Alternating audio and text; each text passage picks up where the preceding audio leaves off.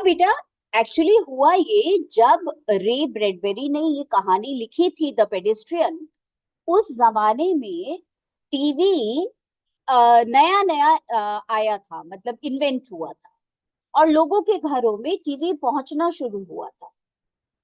और यूरोप की कहानी है बेटा। तो राइटर ने उस समय ये कहानी लिखी, समवॉट 1950 60s में ये कहानी लिखी। और उसने ये सोचा था उस जमाने में कि कैसे आगे चल के लोग सारा दिन टीवी के सामने बैठे रहे। तो जब रे ब्रैडबेरी ने ये कहानी लिखी है द पेडिस्ट्रियन, तब उसने ये सोच करके लिखी थी कि टीवी से लोग इतने ज्यादा इंस्पायर हो गए हैं और अट्रैक्ट हो गए हैं, और टीवी की तरफ इतना ज्यादा उनका ध्यान है कि वो घूमना फिरना सब कुछ भूल ही गए हैं। तो बेटा, उसने उसको ध्यान में रख करके कहानी जो है वो लिखी। अब प्रॉब्लम ये हुई कि हमारे आज के जमाने में ये कहानी बिल्कुल सूटेबल है, पर आज के जमाने में हम टीवी नहीं देख रहे हैं, हम अपने फोन के स्क्रीन के सामने बैठे हुए हैं सारा टाइम। तो ये बेटा आज के टाइम में भी रेलिवेंट है। पर रे ब्रैडबेरी जिसकी बात कर रहा है वो टीवी स्क्रीन की बात कर रहा है, और हम आज की बात कर रहे हैं। और हम कह रहे हैं कि हम अपने फोन स्क्रीन से लगे हुए बैठे हैं। अब मैम, ये कहानी क्यों लिखी जा रही है, ये हमें पढ़ाया क्यों जा रहा है? तो बेटा, जब भी किसी कहानी को आप पढ़ते हो तो आपको उस कहानी का थीम पता होना चाहिए, main idea, the theme of the story. तो इस स्टोरी का थीम है कि किस तरीके से टेक्नोलॉजी का हमारे ऊपर इम्पैक्ट होता है। What is the main idea of the story, what is the theme of the story? तो theme of the story is the impact of technology on us. और जब हम ये बेटा, टीवी हुआ है, फोन का स्क्रीन हुआ, कोई और स्क्रीन हुआ, जब हम उसके साथ ग्लूड हो जाते हैं तो हमारी क्रिएटिविटी खत्म हो जाती है और हम उसी वर्ल्ड में चले जाते हैं। तो ये इस स्टोरी की मेन थीम है, जो मेन आइडिया है वो ये। नंबर टू, जब आप ये कहानी पढ़ोगे तो राइटर आपको ये बताना चाहेगा बेटा, how much nourishing is the nature. Nature कितना नरिश करता है, नेचर हमारे लिए कितना जरूरी है, और नेचर हमें कितना रिजुवनेट कर देता है। और अगर हम नेचर के साथ नहीं रहते हैं तो हम कैसे घोस्टली हो जाते हैं, zombies के जैसे हो जाते हैं। ये इस स्टोरी में बताया। तो पूरी स्टोरी में बेटा एक ही हमारा मेन कैरेक्टर है, और वो है हमारी कहानी का नरेटर, और वो है बेटा पेडिस्ट्री। और बाकी सारे लोग अपने घर में बंद। तो ये आपको पहले मैंने बता दिया ये कौन से जमाने की कहानी है, और टीवी से परेशान होकर राइटर ने ये चैप्टर लिखा। अब बेटा, हम एक काम करते हैं, हम पहुंचते हैं हमारे, बुक खोलो, और बुक में बेटा हम लोग निकालेंगे पेज नंबर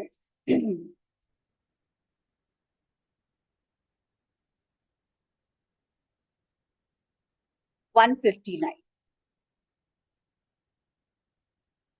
बेटा मैं आपको ना ये जो है नोट्स कल भेजूंगी, फिर आज तो अभी पहले बुक में से ही समझते हैं। तो पेज नंबर 159 निकालो, जो कि अच्छा खासा इंपॉर्टेंट है बेटा। और सबसे पहले देखो, राइटर का नाम रे डगलस ब्रैडबरी। और बेटा फर्स्ट पैराग्राफ में देखो कैसी कहानियां लिखता है ये, फैंटेसी, इमेजिनेशन वाली, science fiction, horror, mystery, realistic fiction. तो ये कौन सी कहानी है? ये science fiction. What type of story is this? The pedestrian is set in a dystopian future. Underline कर लो, डायस्टोपियन फ्यूचर। अब आप बोलोगे मैम डायस्टोपियन फ्यूचर क्या होता है? डायस्टोपियन का मतलब होता है बेटा एन इमेजिनरी डिस्ट्रक्टिव सोसाइटी। तो बेटा एक चीज होती है यूटोपियन। यूटोपियन का होता है बेटा इमेजिनरी परफेक्ट सोसाइटी। यूटोपियन का अपोजिट हो गया, एंटोनिम हो गया डायस्टोपियन। तो यूटोपियन जो है वो भी तुमने पढ़ा होगा। Utopian world is an imaginary world where everything is perfect, and dystopian is an imaginary world where everything is destruct. तो बेटा पेडेस्ट्रियन का बैकग्राउंड कहानी का है एक ऐसा फ्यूचर जो पूरी तरीके से डिस्ट्रॉय हो गया है, जिसमें लोग जो है वो कंप्लीटली डिस्ट्रॉयड है। Opens where every evening going for a walk is seen an aberration। अब ये कुछ जो वोकैबलरी है इसको ध्यान रखो। मैंने देखा है बच्चों को आंसर आता है पर ये वोकैब की वजह से बेटा परेशान हो जाते हैं, क्या लिखे। अबैरिशन का मतलब लिखो बेटा एरर, ब्रेकिंग ऑफ लॉ। और अगर आप वॉक पे जा रहे तो हो सकता है कि लोग आपको समझे कि you are breaking the law. Mead, हमारी कहानी का बेटा जो वो है उसका नाम है Mead. He is picked up. उसे इसलिए पुलिस ने रोक लिया, क्वेश्चन इंटेरोगेशन पुलिस ने शुरू कर दिया और बेटा उसे असाइलम में भेज दिया। तो असाइलम आपको पता है जहां मेंटली रिटार्डेड लोग रहते हैं। क्यों भेज दिया कि जब सोसाइटी में सारे के सारे टीवी देख रहे हैं तो तुम घूम क्यों रहे हो। और बेटा ये जो बंदा है ये नॉन कॉन्फर्मिस्ट है। नॉन कॉन्फर्मिस्ट का मतलब ही does not match with the others. His misdemeanour, misdemeanour का मतलब लिखो मिसबिहेवियर। और क्या वॉक पे जाना उसका मिसबिहेवियर था जिसके लिए उसको अरेस्ट कर लिया। Walking around alone which is considered regressive. Regressive का मतलब बेटा पास्ट हैबिट, ओल्ड हैबिट, पुराने जमाने की हैबिट। तो अब आप इसमें जो चीजें अपने माइंड में बिल्कुल क्लियर कर दो। सबसे पहले dystopian, number two aberration, number three misdemeanour. The story depicts the dangers of isolation। और बेटा जब हम सबसे कट ऑफ हो जाते हैं, बस स्क्रीन के सामने बैठे रहते हैं, and the absence of community, तो बेटा कितना बड़ा खतरा है, क्योंकि फिर सोसाइटी सोसाइटी रहती नहीं है। जैसे बेटा कोविड के टाइम पे हुआ था ना, सब अपने घरों में बंद। तब तो चलो हमें ऐसा लग रहा था कि अरे कोई बात नहीं, थोड़े टाइम, तब भी हम लोग कितने परेशान हो गए थे, बाहर जाने को नहीं मिल रहा, कुछ नहीं मिल रहा। तो इस स्टोरी में ये बताया है कि अगर हम सारे टाइम अपने स्क्रीन से ग्लूड रहेंगे तो सोसाइटी खत्म हो जाएगी। और man is a social animal, he needs company, he can not live in isolation. तो इसका बेटा बहुत बुरा इम्पैक्ट होने वाला है। This is a prophecy. ये स्टोरी एक प्रोफेसी है। प्रोफेसी का मतलब अनाउंसिंग द फ्यूचर। ये कहानी भविष्यवाणी है of what might happen if we continue with our increasingly self obsessed, self contained lives. और सिर्फ अपने आप में बिजी हैं, अपने से obsessed. The narrative is a chilling wake up call. और बेटा ये स्टोरी हमें वेकअप कॉल दे रही है, अलार्म है हमारे लिए, भैया उठ जाओ। पर कैसा अलार्म है? चिलिंग। चिलिंग का मतलब बेटा without any emotion. Very simple way में ही has written the story, and we have to understand the dangers of being under the impact of technology. तो बेटा ये पूरा का पूरा 159 का पेज जो था हमारे लिए इम्पोर्टेंट था, वो हमें थोड़ा ध्यान रखना। Now what I am planning कि हम पेज नंबर बेटा ये दो 160 और 161 है, तो 161 का थोड़ा पढ़ेंगे और उसके बाद में फिर हम कल कंटिन्यू करेंगे। क्योंकि आज जैसा तुम देख रहे हो बेटा बहुत डिस्क्रिप्शन है स्टोरी। तो स्टोरी में अगर डिस्क्रिप्शन है तो थोड़ा बोरिंग हो जाता है कहीं कहीं, आई कैन अंडरस्टैंड। और प्रॉब्लम ये है कि वो बोरिंग हो रहा है तो भी हमें नहीं मालूम है कि पता चला एमसीक्यू में आ गया। तो पढ़ना तो सारा ही है ध्यान से। तो बिफोर यू फॉल एस्लीप मैं कोशिश करूंगी कि 160 और 161 का हाफ या 3/4 पेज पढ़ाऊंगा, ज्यादा नहीं। फिर हम एक आंसर लिखेंगे बेटा। To enter out into that silence. और बेटा जब हम घर से बाहर निकलते हैं, we do not expect silence, पर ये वो सोसाइटी है कि जब आप घर से बाहर निकलते हो तो आपको साइलेंस बेटा सुनाई दे रहा है। That was the city. और अभी बेटा टाइम ज्यादा नहीं हुआ, एट 8 o'clock, सिर्फ 8 बजे है रात, और बाहर बिल्कुल साइलेंस हो गया of a Misty evening in नवंबर। कौन सा मंथ चल रहा है? नवंबर का। मिस्टी का मतलब बेटा थोड़ा फॉगी, और ठंड है, मौसम ठंडा है। To put your feet upon that buckling concrete walk. और बेटा कॉन्क्रीट वॉक का मतलब लिखो दैट फुटपाथ। कॉन्क्रीट का मतलब होता है ब्रिक्स एंड स्टोन्स। बेटा बकलिंग का मतलब लिखो ready to collapse, ready to break. इतना टाइम हो गया बेटा, फुटपाथ पे कोई चलता तो है नहीं, अब वो बिल्कुल टूटने वाला है, बिल्कुल उसकी मेंटेनेंस भी नहीं हो रही है अब तो, क्योंकि कोई चलता ही नहीं है उस पर। To step over grassy seams. बेटा SEAMS, सीम्स का मतलब लिखो जंक्शंस, जॉइंट्स।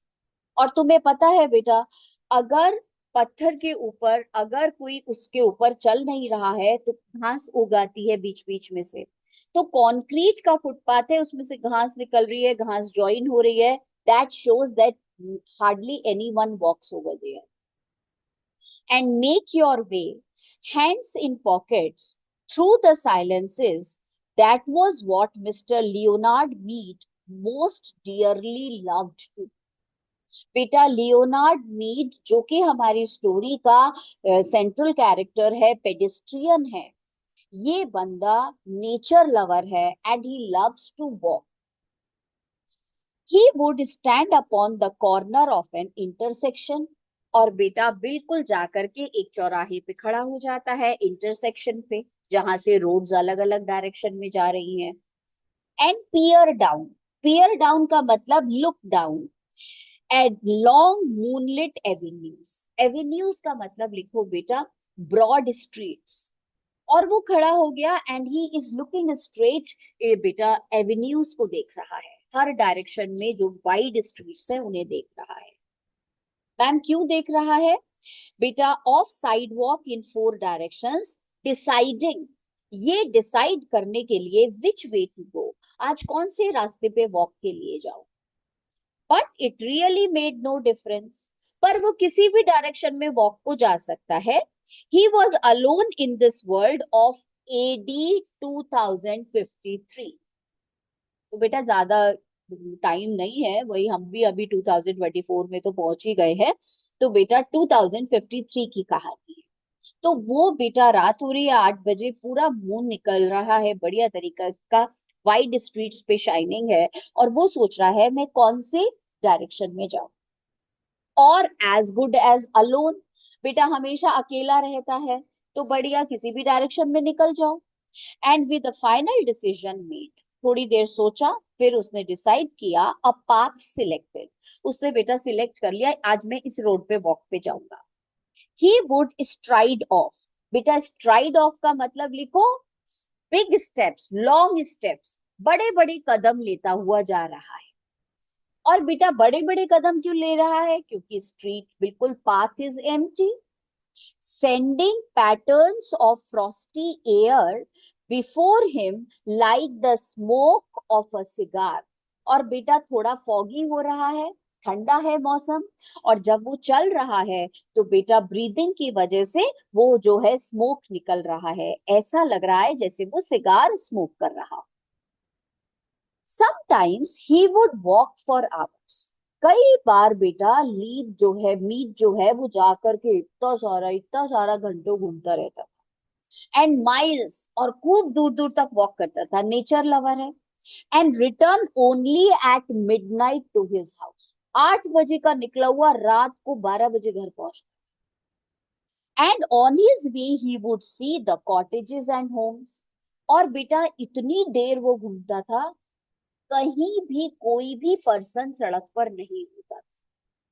और जितने घर और छोटे मकान उसको दिखते थे, विद देयर डार्क विंडोज, उनमें बेटा अंधेरा ही होता था। अच्छा, पहले जमाने में तो बेटा जब टीवी देखते थे तो बंद करके लाइट ही देखते। And it was not unequal to walking through a graveyard. बेटा यहाँ पे ध्यान रखना, the city has become like a graveyard, metaphor use हुआ है बेटा।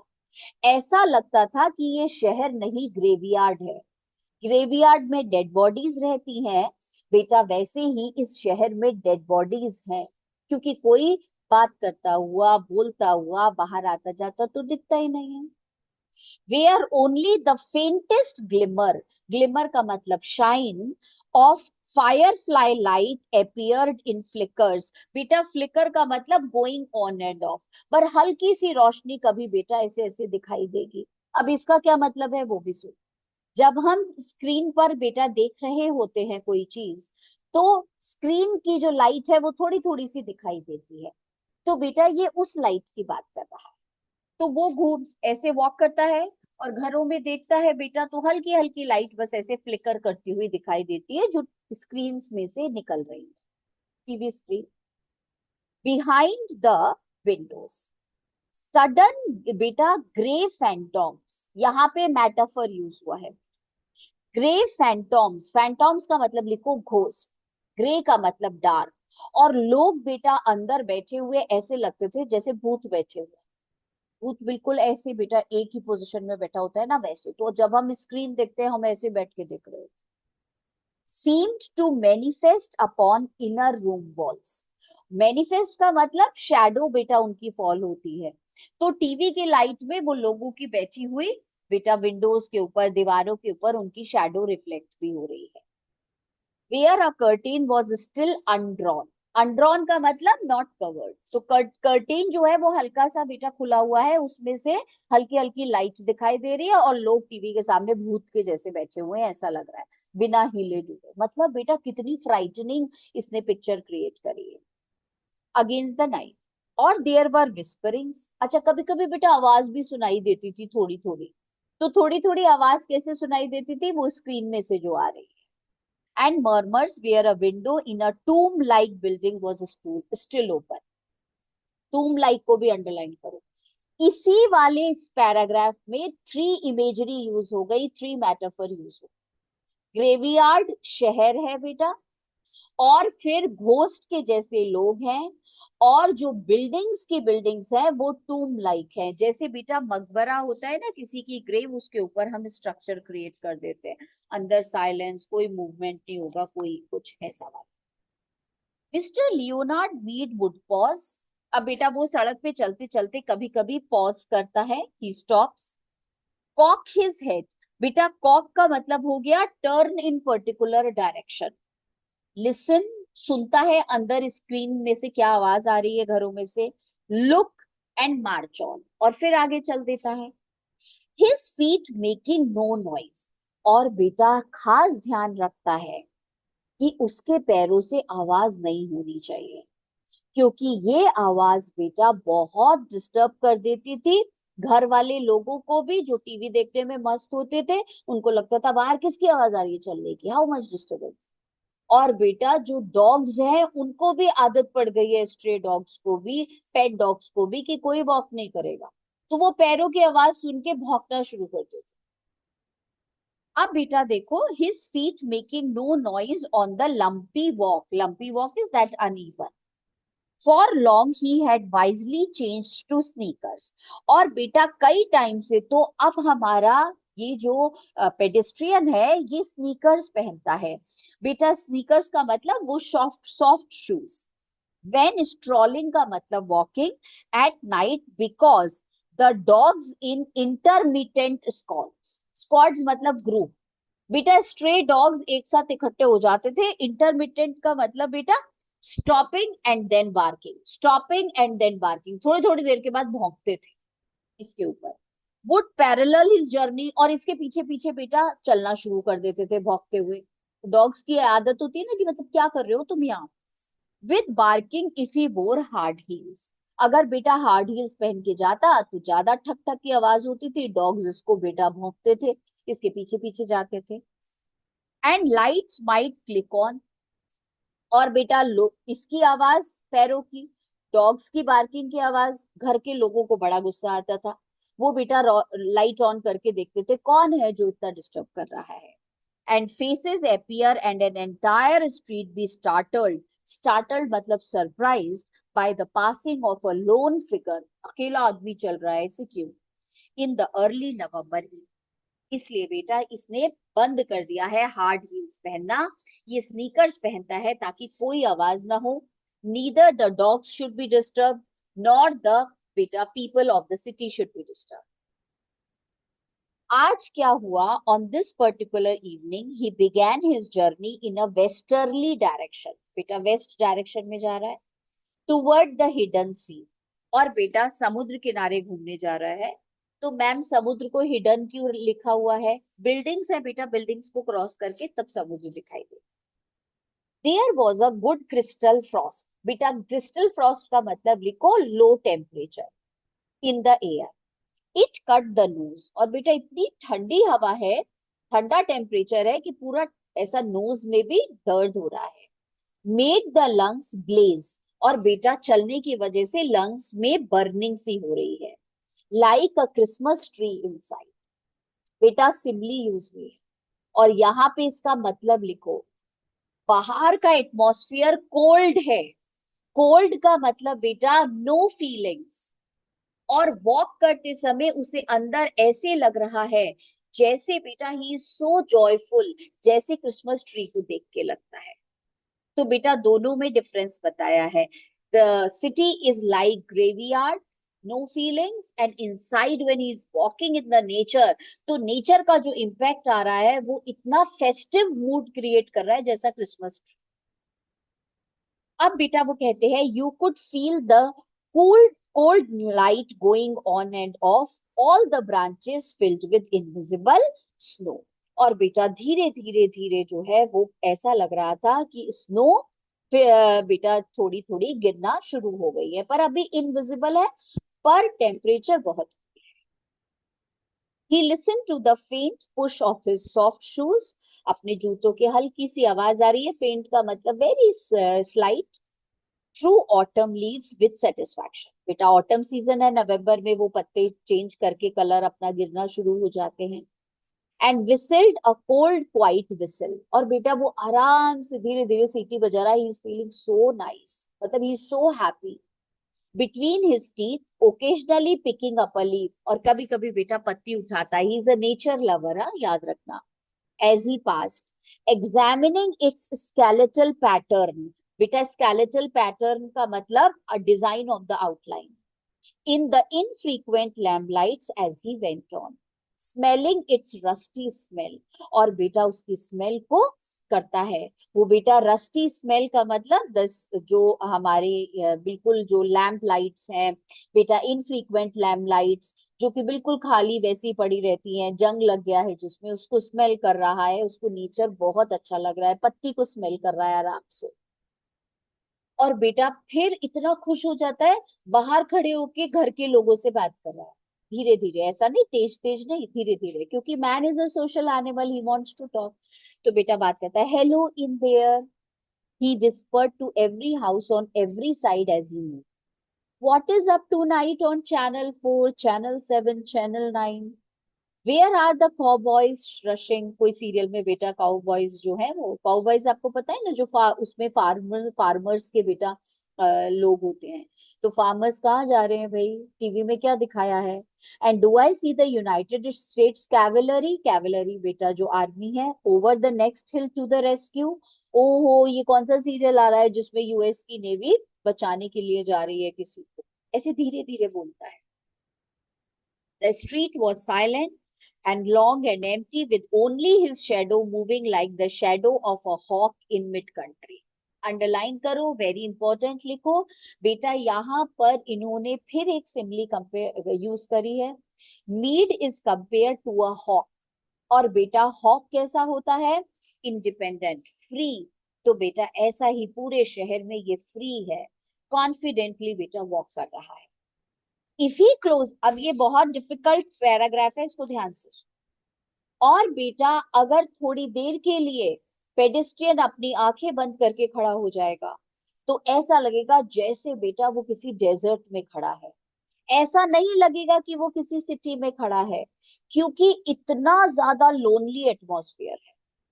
If he closed his eyes and stood very still, frozen, he could imagine himself upon the center of a plain. बेटा, साथ में wintry, windless Arizona desert with no house in 1,000 miles. मतलब इतना silence है पूरे शहर में कि ऐसा लगता है कि आप दूर दूर तक कहीं से भी आपको बेटा महसूस ही नहीं होता कि आप शहर, and only dry river beds the streets for company, और आपकी कंपनी के लिए कोई नहीं है। आप आंखें बंद करके खड़े हो जाओ, आपको ऐसा लगेगा कि आप डेजर्ट में खड़े हो, और बेटा कुछ सुनाई नहीं देगा सिवाय हल्की सी जैसे रिवर का थोड़ा सा पानी बहना। What is it now, he asked the houses. बेटा घरों से ही बात कर रहा है बेचारा, noticing his wrist watch. 8:30 PM, 8 बजे घर से निकला था बेटा, अभी 8:30 बज गए हैं। Time for a dozen assorted murders. और टीवी पे क्या दिखा रहे हैं? एजॉर्टेड मतलब मिक्स्ड मर्डर्स। अ क्विज, या कोई बेटा क्विज देख रहा है टीवी पे। अ रिव्यू, बेटा रिव्यू का मतलब हो गया the performances. A comedian falling of the stage, या फिर कोई कॉमेडी शो देख रहे हो। बेटा लास्ट पैराग्राफ आज का, then we will stop it. Was that a murmur of laughter from within a moon white house. और बेटा ये सब देख के कुछ लोग टीवी को देख के हंस रहे हैं, तो बेटा मर्मर का मतलब वेरी स्लो साउंड, हल्की सी हंसने की आवाज सुनाई देती है। He hesitated but went on when nothing more happened. और बेटा बस हंसने की आवाज चुप हो गई, कुछ नहीं हुआ, आगे चला गया। ही स्टम्बल्ड, बेटा स्टम्बल मतलब डिसबैलेंस, थोड़ा सा वो हो गया बेटा, लड़खड़ा गया, over a particularly uneven section of sidewalk. The cement was vanishing under flowers and grass. देखो अभी मैंने बताया ना, when people do not walk more, तो जगह जगह बेटा सीमेंटेड फ्लोर में से भी निकल आते हैं घास और फूल। इन 10 years, पिछले 10 साल से ये बंदा बेटा वॉकिंग बाय नाइट और day for thousands of miles, he had never met another person walking, not once in all that time. तो पिछले 10 साल में इसे वॉक करते हुए कोई भी दिखाई नहीं। अब बेटा ये तो हमारा हो गया, अभी निकालेंगे आप जल्दी से अपना वर्कबुक, और वर्कबुक में जो पेज हम बोल रहे हैं वो निकालो, एक आंसर लिखो, and then we will continue to know.